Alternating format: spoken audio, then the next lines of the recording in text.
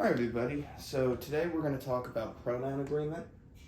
We have a sentence here in which it looks like it's correct, but we also we actually have some stuff we need to work on. So every guest left their shoes by the door.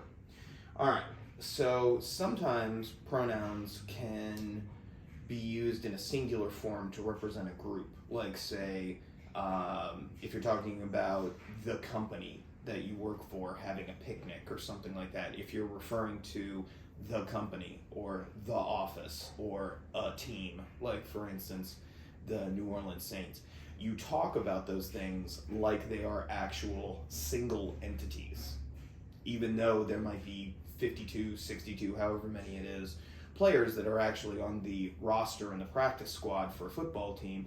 You talk about the team as if it is one thing.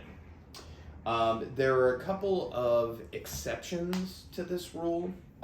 So every guest, now that would suggest a group because there's a lot of guests, left their shoes by the door.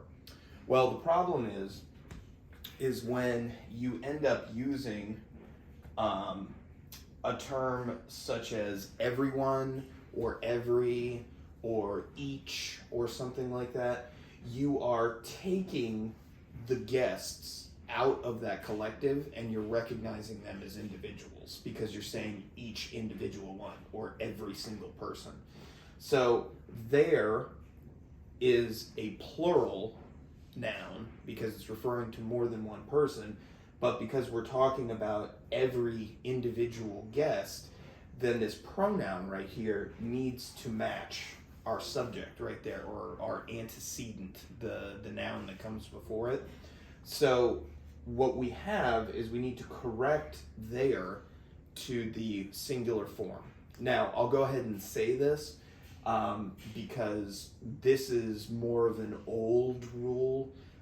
It didn't, when we started talking, centuries ago about the conventions of the English language, there were not I'm not going to say there were none because no one knows that, but the use of the word they in a gender neutral way to represent one person was not exactly something that was common. So it's common now, and we recognize that. So if you are talking about gender neutral or non-binary or something like that, then of course this would be correct. But if you're not trying to represent that, then what you need to have happen is this there needs to become singular because they represents more than one or a larger group.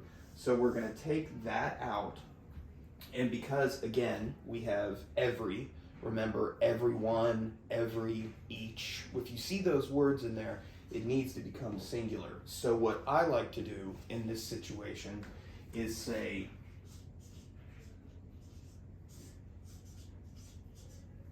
his/her. So every guest left his or her shoes by the door. So that gives us a singular or two singular pronouns that correspond back to the fact that we are splitting all the guests up into their individual representatives. So if you were to say every player on the New Orleans Saints took his cleats off, you wouldn't say every player on the Saints took their cleats off. So it's a little bit of a strange rule, but it's one worth noting because, and again, if you are striving for gender neutral language, then, by all means use the they or their. But in general old school grammatical correctness, we would make this his or her because of the every. So just the main thing is make sure that your pronouns match with their antecedent or the noun that precedes it in the sentence. So just be aware of that. All right.